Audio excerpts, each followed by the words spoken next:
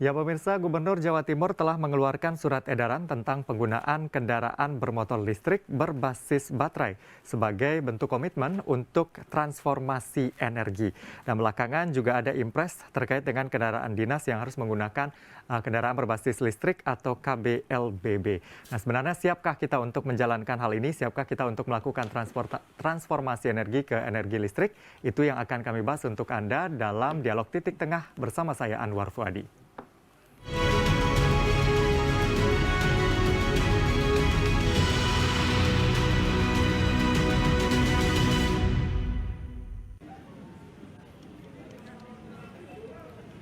Motor listrik saat ini masih jarang dijumpai di jalanan di Indonesia, termasuk di tengah kota Surabaya, Sidoarjo maupun Gresik.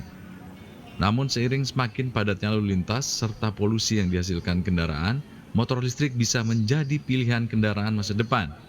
Berbahan bakar listrik cukup dengan di-charge, sehingga motor listrik ramah bagi lingkungan dan berbeda dengan motor bahan bakar konvensional yang masih mengeluarkan polusi udara. Selain motor listrik juga jauh lebih irit, karena penggunaan motor masa depan ini per bulannya hanya mengeluarkan 1/5 dari pengguna motor berbahan bakar fosil. Sementara biaya bulanan elektrik motor ini murah, karena bahan bakar cukup di-charge ke listrik. Sekali nge-charge, motor listrik bisa jalan sejauh 70 km. Baru, jadi perlu kita edukasi bahwa ke depan teknologi akan berubah ke arah ramah lingkungan. Polusi udah tidak bisa kita tolerir lagi ya, apalagi setelah pandemi, setelah penyakit yang memang mewabah seperti ini, kita butuh ya kualitas kehidupan yang lebih sehat. Tentunya dengan motor listrik kita akan mengurangi emisi gas buang dan juga keberadaan motor listrik ramah lingkungan saat ini akan menjadi pilihan bagi masyarakat untuk berkendara. Dari Sidoarjo, Heri Susutyo, Metro TV. Transformasi kendaraan listrik itulah tema Dialog Titik Tengah untuk edisi hari ini. Dan untuk membahasnya sudah hadir dua orang narasumber di studio Metro TV Jawa Timur. Di ujung kanan ada Pak Nurholis, Kepala Dinas ESDM Provinsi Jawa Timur. Selamat siang Pak Kholis, kabar baik Pak? Alhamdulillah sehat. Terima kasih sudah hadir di studio untuk membahas tema kita pada hari ini. Dan di sebelah saya sudah hadir juga Ibu Vince Lumembang, Senior Manajer Niaga dan Manajemen Pelanggan PLN UID Jawa Timur. Selamat siang, Selamat Bu Vince. Mas. Kabar baik Bu Vince? Ya, Bu, sehat. Sehat. Terima kasih juga sudah hadir Bu Vince. Kita membahas terkait dengan transformasi kendaraan listrik. Tadi juga sudah dilihat informasinya.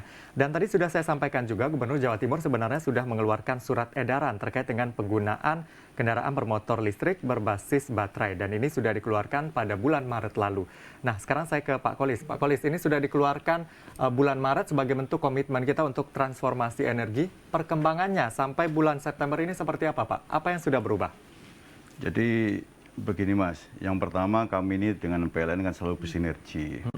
Artinya dari situ kami sudah mengeluarkan surat edaran gubernur. Ya. Kalau di Inpres itu hanya disebutkan BUMD, tapi di kami edaran itu sudah kepada para bupati wali kota, kepada seluruh asosiasi, kepada seluruh PABN maupun swasta Pak, yang menghimbau agar mereka menggunakan kendaraan listrik ini yang berbasis baterai dalam dinasnya. Sampai saat ini perkembangannya baru kami cek kemarin, itu sudah meningkat penggunaannya dari tahun sebelumnya. Artinya hari ini kalau motor sudah cukup banyak, memang sudah sekitar 5.000 lebih, hanya yang mobil ini masih berkisar ratusan, 200 sekian gitu Mas. Oke, SE ini hanya bersifat imbauan atau ada hal lain yang mungkin lebih mengikat Pak?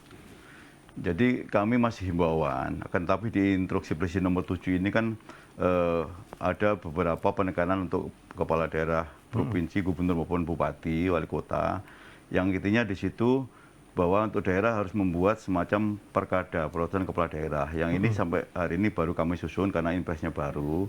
Nanti ke depan kalau pergub itu lebih mengikat Pak. Kalau tapi ketika kami mengeluarkan himbauan ini sifatnya masih himbauan. Surat edaran kami itu masih himbauan. Masih himbauan. Apakah sudah tersosialisasi kepada seluruh kepala daerah Pak sejauh ini?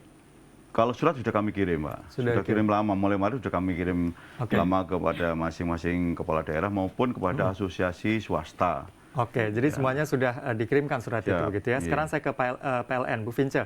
Ya. Tadi sudah ada surat edaran gubernur, Ya. sinergi sudah dilakukan dengan PLN. Sejauh ini apa yang dilakukan oleh PLN di Jawa Timur untuk menyukseskan setidaknya surat edaran dari gubernur tadi terkait transformasi energi? Oke, baik. Jadi kilas balik sebenarnya ini bentuk sinergi kita dengan Pemprov, dengan Dinas SDM itu melalui himbauan. Tapi sebenarnya PLN itu sudah bergerak dari sejak adanya Pepres tahun 2019. Ya, tahun 2019 kita sudah mulai membangun SPKLU yang untuk pengisian ya kendaraan listrik. Dan kemudian ada dengan sinergi ini kita lebih percepat lagi untuk yang penambahan-penambahan di lokasi yang strategis ya. Di samping itu PLN juga mendorong pada masyarakat yang memiliki, yang sudah menggunakan mobil listrik untuk bisa nanti sinergi juga dengan dealer nih. Setiap orang yang membeli mobil listrik juga disosialisasikan tentang produk PLN mengenai home charging. Ya, nanti kita akan bahas terkait dengan produk-produk tersebut termasuk SPKLU atau SPBKLU. Tapi kemudian ini sudah tentunya mengikuti Perpres begitu tahun 2019 di Jawa Timur spesifik ada surat edarannya. Apakah sudah ada intensifikasi untuk fasilitas-fasilitas ini sejak adanya SE Gubernur ini? Iya, kalau kita melihat tahun 2019 kita hanya punya 2 SPKLU ya, itu yang di Dr. Somo, kemudian ada di Ketintang di kantor anak perusahaan kami PT PJB. Nah, sekarang ini kita sudah punya 8 lokasi di Jawa Timur. 8 lokasi. Nanti kita akan ketahui lokasinya di mana untuk memudahkan masyarakat juga begitu untuk mengaksesnya. Namun kita akan jeda terlebih dahulu, Ibu. Kami akan kembali sesaat lagi dalam dialog Titik Tengah.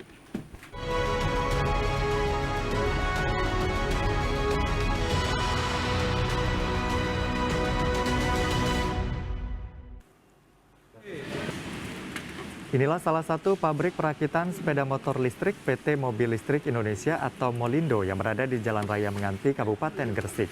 Di pabrik ini mulai ramai pesanan dari berbagai daerah di Indonesia, termasuk di wilayah Jawa Timur. Meningkatnya pesanan motor listrik ini seiring dengan imbauan pemerintah Provinsi Jawa Timur yang secara bertahap akan beralih dari kendaraan konvensional ke kendaraan listrik berbasis baterai yang lebih ramah lingkungan.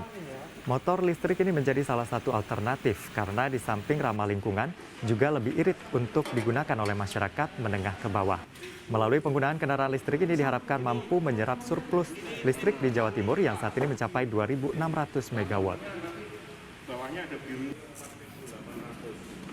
Ini sejalan dengan apa yang sudah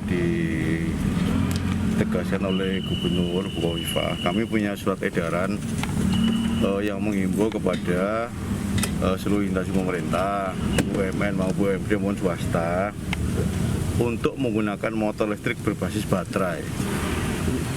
Artinya ini sudah jalan dengan himbauan, apalagi sekarang BBM juga naik, barangkali ini alternatif yang sangat bagus bagi masyarakat untuk bagaimana kita menggunakan motor listrik. Keunggulannya kalau menggunakan kendaraan listrik ini, maka di rumah bisa di-charge. Tidak perlu harus ngantri di stasiun bahan bakar misalnya gitu ya.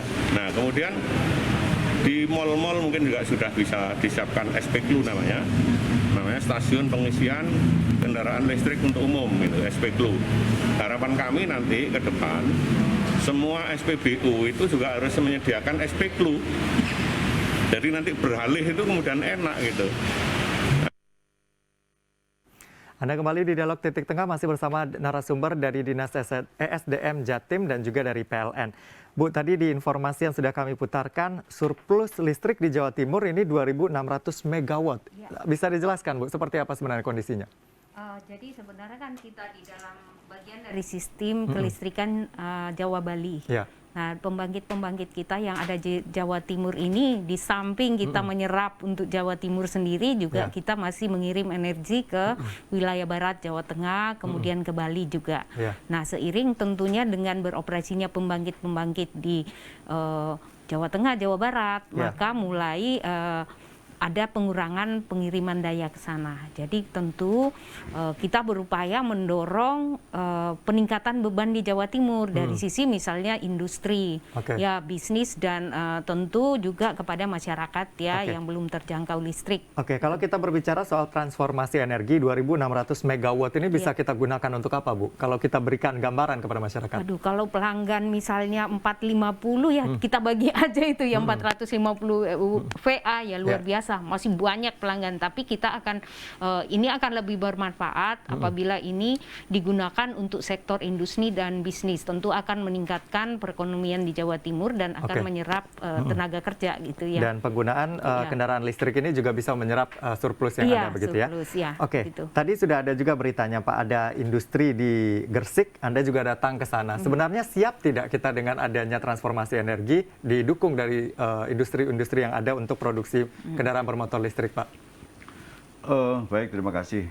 Jadi ini bagian dari komitmen Bu Gubernur, artinya memang masih ada beberapa kendala, Pak, terkait dengan kendaraan listrik ini. Yang pertama barangkali kalau kita inden itu agak cukup lama. Itu yang kedua juga mungkin harganya disesuaikan, Pak. Hari ini masih kendaraan terutama yang masih banyak dijumpai itu kan masih motor. Itu harganya masih belum terjangkau jika dibandingkan dengan motor biasa. Karena itu kedepannya barangkali biar masyarakat terjangkau dan beralih ke listrik, kira-kira perlu disesuaikan harganya, kira-kira seperti itu. Artinya akan ada subsidi atau gimana, Pak, untuk penyesuaian harga? Karena kan biaya produksi tentu tidak bisa dikurang-kurangi juga. Jadi begini, Mas, ada memang penekanan dari Inpres 7 itu. Yang kami sudah lebih dulu menindaklanjuti, artinya Bu Gubernur sudah lebih dulu menindaklanjuti. Kami ada peraturan Gubernur nomor 13 tahun 2021 tentang penghitungan dasar pengenaan pajak kendaraan bermotor. Ini kami memberi insentif bagi siapa saja yang membeli motor listrik. Itu sampai 90%, Pak. Artinya orang itu hanya membayar 10%. Itu insentif dari pemerintah Provinsi Jawa Timur yang dicetuskan oleh Bu Gubernur, sehingga untuk merangsang masyarakat agar bisa beralih atau bisa membeli motor itu, karena di situ sangat ringan sekali insentif. Apakah sudah ada aturan spesifik masyarakat seperti apa yang bisa mendapatkan insentif ini? Semua, Pak. Semua bisa? Semua orang yang beli motor listrik itu dapat insentif sampai pembebasan pajak 90%. Jadi orang tinggal bayar 10% saja. Itu diterapkan mulai kapan, Pak? 2021. 2021. Sejauh ini apakah sudah dimanfaatkan dengan baik? Banyak, buktinya semakin hari semakin banyak yang beli, berarti kan orang itu sudah memanfaatkan insentif itu gitu. Kalau kita lihat dari segi anggaran mungkin, bisakah kita melakukan transformasi ini khususnya untuk memberikan insentif itu, Pak? Apakah anggaran kita cukup di Jawa Timur? Jadi ini memang kan ini kebijakan pemerintah pusat, Pak. Jadi kami yang di daerah itu lebih dulu. Makanya ketika kemarin itu ada Inpres 7 itu, Bu Gubernur sudah lebih duluan memberi insentif kepada masyarakat luas yang ingin beralih ke motor listrik. Kan gitu, Mas. Nah, kalau untuk daerah begitu ya, karena dianjurkan juga sesuai dengan Inpres yang ada, ini kan pengadaan untuk 2023 untuk motor listrik kan tentunya juga harus menggunakan anggaran. Apakah ini masih memungkinkan, Pak, dilakukan sekarang? Jadi kalau sekarang ini kan sudah perubahan anggaran, Pak. Akan tetapi komitmen Bu Gubernur, beliau akan memulai dulu dari pimpinan kami. Artinya dari Bu Gubernur dulu. Bu Khofifah dulu akan menggunakan gitu ya? Bu Gubernur, tapi sekali lagi indenya itu lama, Mas. Kami sudah cek ke Biro Umum, sudah inden akan itu lama. Indennya kalau mobil itu cukup lama, tetapi komitmen beliau akan dimulai dari beliau sendiri akan menggunakan motor listrik itu. Jadi masih butuh proses ya untuk itu. Selanjutnya saya ke PLN. Nah, setelah kemudian pemerintah provinsi masih melakukan persiapan dan juga banyak hal yang sudah dilakukan tadi, tentu fasilitas untuk charging dan lain-lainnya ini kan juga dibutuhkan. Seperti apa ketersediaannya sekarang, Bu? Untuk yang umum kita sudah punya 8 tempat itu ya, antara lain tuh yang di Kota Surabaya ada di Dr. Stomo tadi, kemudian di WTC, kemudian di Ketintang.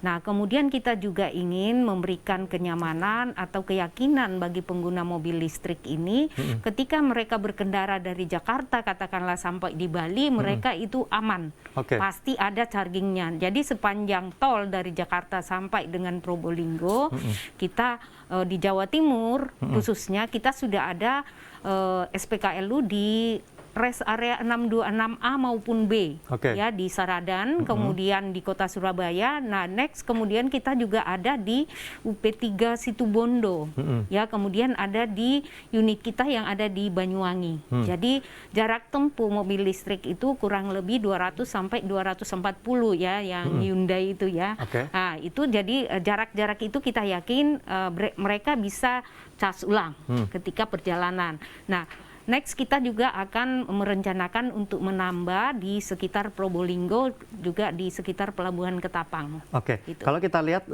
yang sudah tersedia khususnya untuk SPKLU ini adalah di jalur-jalur utama begitu untuk perjalanan jauh. Iya. Kan Jawa Timur ini kan cukup luas, ada Iya. daerah-daerah terpencil juga. Bagaimana kemudian kita bisa menjangkau daerah-daerah lain sehingga bisa menyeluruh pengguna mobil listrik?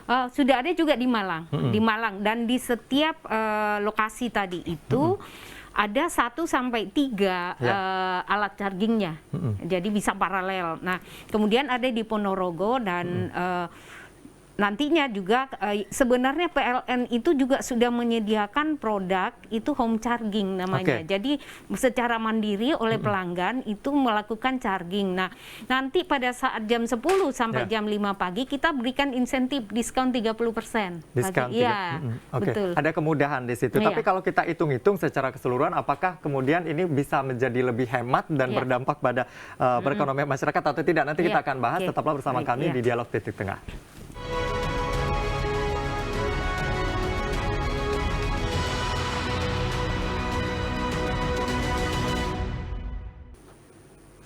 Terima kasih pemirsa, Anda masih bersama kami di Dialog Titik Tengah, masih bersama Pak Kholis dan juga Bu Vince. Kita masih membahas terkait dengan transformasi kendaraan listrik.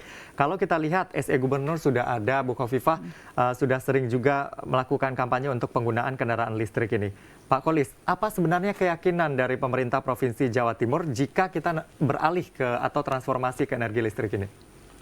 Jadi begini Mas, memang Bu Gubernur itu beberapa kali beliau itu konvoi naik motor listrik.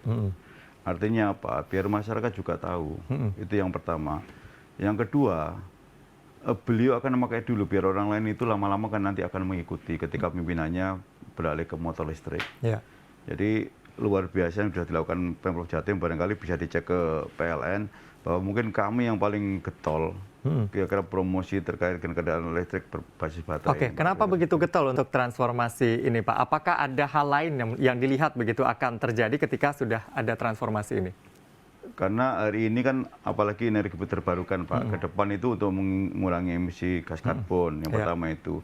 Yang kedua memang dirasakan di awal agak cukup mahal, tapi kedepannya ujungnya lebih efisien dengan kendaraan bermotor listrik itu, Mas. Oke, nanti kita kendala-kendalanya nanti akan kita bahas. Ya. Tapi sekarang saya ke PLN terlebih dahulu. Kalau kita hitung-hitung, Bu, apakah ini lebih murah memakai motor listrik atau kendaraan listrik dibandingkan apa yang kita gunakan saat ini? Hitung-hitungannya seperti apa, Bu, agar masyarakat punya gambaran? Mungkin dari sisi investasinya dulu ya, Oke. beli motornya dulu. Kalau harga sih bersaing sekarang. Kalau dulu memang hanya satu merek, itu memang mahal. Tapi sekarang sudah bervariasi, ada merek-merek tertentu yang harga sekitar 11 juta. Kita sudah bisa dapat, 14 juta sudah lengkap dengan surat-suratnya gitu. Nah, kemudian biaya operasionalnya memang sangat efisien. Katakanlah begini, sekali kita cas penuh motor listrik itu dia bisa menempuh jarak 60 sampai 80 kilo. Oke. Nah, cas penuh tergantung jenisnya itu ada yang 2 kWh. Katakanlah 2 kWh, 1 kWh-nya kita kalau pakai harga 1.650. Kita cas di rumah lah gitu ya, 1.650. Kalau 2 kWh berarti kan 3.300. Itu sudah bisa menempuh jarak 60 sampai 80 km. Nah, kalau kita bandingkan dengan motor bakar atau motor BBM gitu ya, Pertalite sekarang 10.000.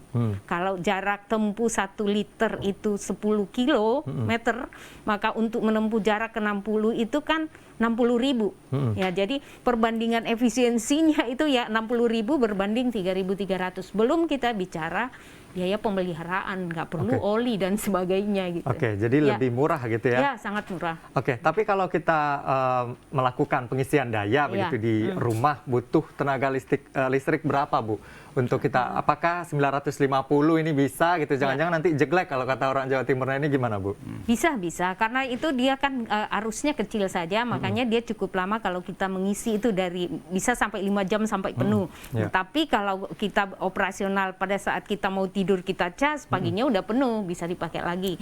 Ke kantor katakanlah ya, nanti kalau jarak kita katakanlah rumah Sidoarjo Surabaya kan sekitar 60-an kilo, itu cukup gitu ya, sampai di kantor bisa ngecas lagi buat pulangnya. Oh, untuk pulang. Oke, jadi memang fasilitas itu yang harus terus dilengkapi, termasuk untuk bagaimana melakukan pengisian daya di rumah. Iya.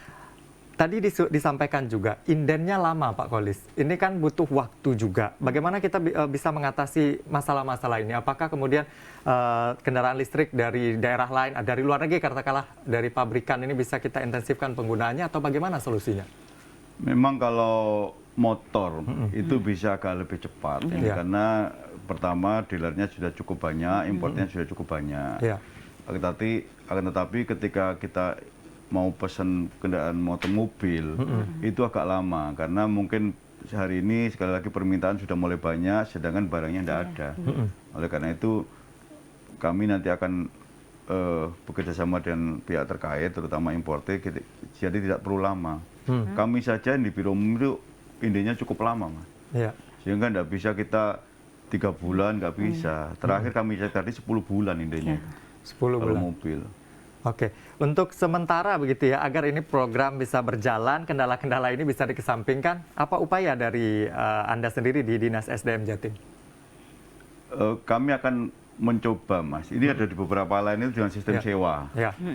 Ini lagi kami cek vendornya itu siapa, sehingga ketika seseorang atau instansi itu mau memakai itu bisa dengan sewa. Tapi di sini belum ada, Tapi kami dengar ada di tempat lain tuh ada bisa sewa. Itu akan coba kami hubungi sehingga kendala-kendala itu bisa disegerakan, kita yang akan beralih ke motor listrik minimal untuk mensukseskan Impres 7 itu. Jadi siasatnya adalah salah satunya dengan sewa tadi begitu ya, dan sedang dicari vendornya begitu ya Pak? Karena di Impres itu tidak harus beli, boleh juga sewa. Itu jelas disebutkan di situ. Biayanya apakah akan lebih membengkak nanti Pak kalau kita harus sewa Pak? Sekarang swasta itu sebagian kan sewa Pak. Karena sewa itu berapa tahun bisa baru lagi kan begitu. Oke, baik. Sekarang ke PLN. Ini kan kedepannya ini kan pasti akan masif begitu ya penggunaannya Bu. Apa inovasi-inovasi kedepannya sehingga memudahkan juga untuk transformasi energi ke energi terbarukan atau energi listrik ini Bu? Yang pertama mungkin sistem pembelian ya. Kalau yang untuk umum ya, pengisian umum, kita sudah punya aplikasi ChargeIn namanya, di mana pelanggan bisa download ya untuk pembelian pengisian di SPKLU maupun SPKBLU. Nah, kita juga sudah kerjasama dengan Grab ya, yang di Surabaya ini.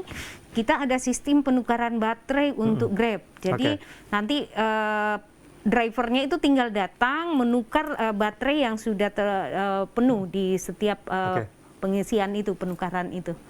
Apakah kemudian untuk penukaran ini atau SPBKLU ini juga bisa melibatkan ya katakanlah retail atau UMKM sehingga nanti juga bisa membuat usaha penukaran baterai ini Bu? Bisa. Ada skema-skemanya nanti, ada skema-skema kerjasamanya gitu. Tapi ada arah ke situ dari PLN? Ada. Sudah jalan sebagian ya, kan sebagian ada yang di tol itu juga ada pola kerjasama gitu. Terakhir saya ke Pak Kolis. Pak Kolis, berapa tahun lagi ya dengan berbagai kendala yang ada, dengan berbagai tantangan yang ada, kita bisa mewujudkan transformasi kendaraan listrik ini di Jawa Timur? Singkat saja Pak. Sesuai dengan amanat Impres itu, kan itu pertama harus buat regulasi. Ini akan segera kami buat regulasi tahun ini selesai, sehingga penganggarannya tahun depan bisa dilaksanakan. Bisa sesegera mungkin begitu ya, itu yang harus diusahakan juga oleh Pemprov Jawa Timur. Ya pemirsa, demikianlah Dialog Titik Tengah untuk edisi hari ini, transformasi kendaraan listrik. Saya Anwar Fuadi pamit, terima kasih atas kebersamaan Anda, sampai jumpa.